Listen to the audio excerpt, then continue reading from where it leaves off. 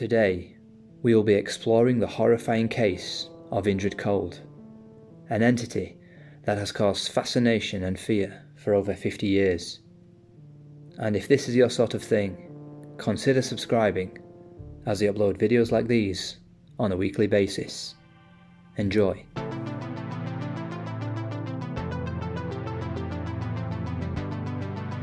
Today, our story takes us to Mineral Wells, West Virginia. Mineral Wells is a very small town and has just over 2,000 residents. One of its residents was Woodrow Wilson Derenberger, a hard-working family man and sewing machine salesman. Due to the small population of where he lived, he often had to drive long hours to neighbouring cities and towns to sell his sewing machines. However, on one of these business trips, something would happen that would affect him and his family for almost a quarter of a century.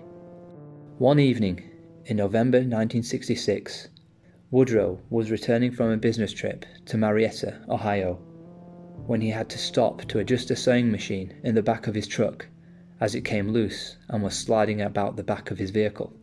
He got out and secured it in place and re-entered his truck. Once he got back on the road, he noticed bright lights ahead of him. Thinking the lights were police officers, he slowly drove his car forward. Only a few seconds later did he discover that the lights didn't belong to a car at all, but to what he said was an aircraft that looked like a squashed kerosene lamp, long, silver with various lights radiating from it. Woodrow sat there in awe of what he was witnessing. Just in front of the craft, a tall man stepped out and approached his truck. At first, Woodrow was not alarmed. He said, quote, "He looked perfectly natural and normal as any other human being. His eyebrows, his face, his features were very normal. But he wasn't normal," Woodrow said.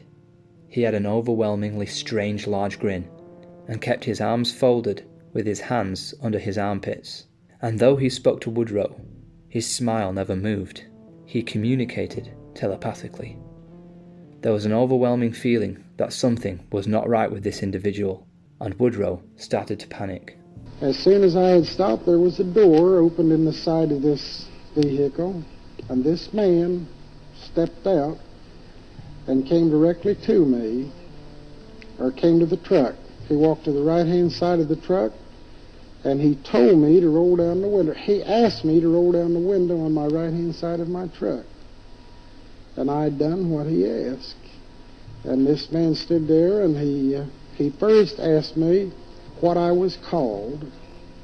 And I knew he meant my name, and I told him my name. And he asked me, he said, "Why are you frightened?" He said, "Don't be frightened, we wish you no harm." He said, "We mean you no harm, we wish you only happiness."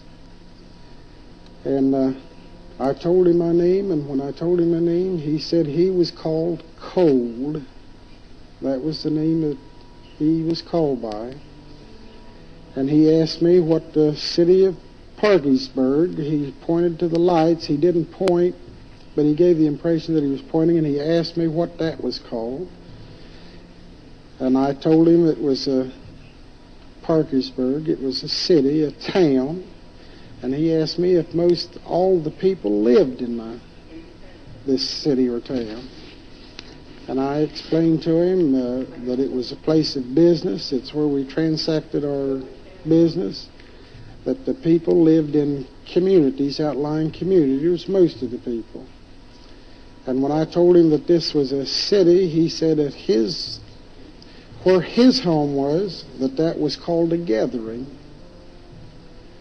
And again, he told me not to be frightened, which I was. I was very frightened.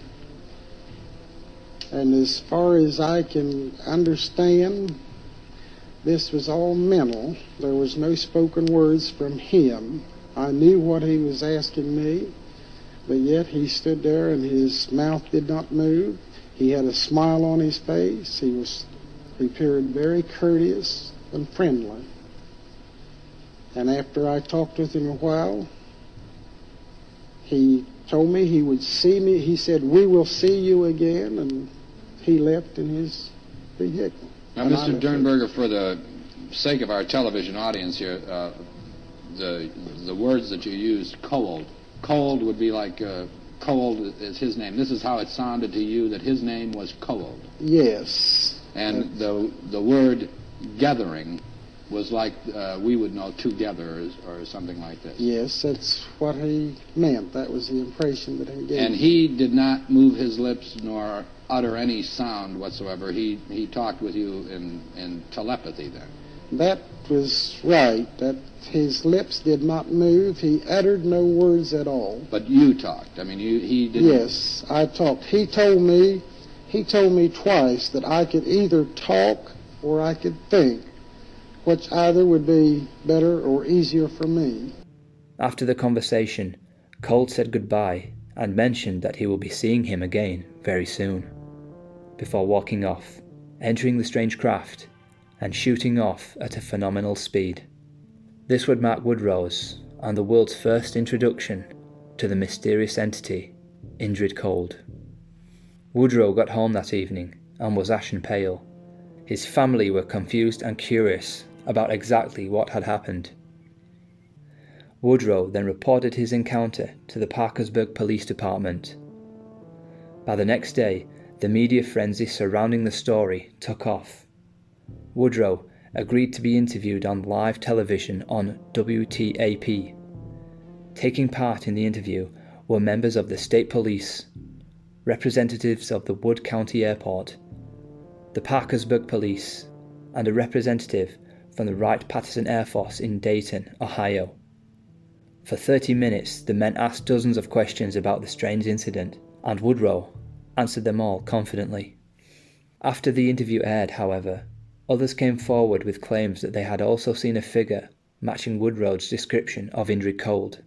One man reported that a man matching Indrid Cold's description tried to flag him down, but he was too afraid to stop. Other people claimed to have seen lights and a strange craft on the road Woodrow said he talked to Cold on, and several other witnesses reported they had seen Woodrow when he was on the road talking to an individual. For the next 3 weeks, newspapers in the area ran stories about Woodrow's claims and the claims of others. News coverage eventually died down, but Cold's visitations continued. Woodrow reported he was visited often by the strange Grinning Man over the course of a few years. Eventually, Woodrow's family said that they also had seen Cold and were equally as confused about the entity's desires and manner. Woodrow was visited by the entity at night. He would appear outside his house. He would stand in the middle of Woodrow's property and wait for him. From the family reports, Woodrow would disappear for days at a time as he was taken away by Cold and taken to the entity's home, a planet known as Lanolus. Occasionally, Woodrow would remember where he went, and at other times, he would experience a disappearance of time. After his experience, Woodrow received several calls per week, telling him to keep quiet about what he saw, and were often rather threatening. Woodrow received a backlash of negative publicity from his story that would eventually drive him into a depression. So this points the question, what reason did Woodrow have to make the story up? He received very little financial gain from his story, and eventually was so harassed that he moved towns, only to return several years later when he died, aged 73. Woodrow's daughter would write a book about the mysterious entity and the encounters they had. The book is called Beyond Lanolus. This case may be a hoax. However, there are several questions unanswered and many striking similarities between this and many other cases like the Polish Lech Kaczynski case, who also saw a UFO on a lonely stretch of road and was confronted by a strange entity. This case also has links to the Mothman, and many believe the two are connected. So that's it for today, and let me know in the comments if you would stop if you saw the Grinning Man stood by the side of the road.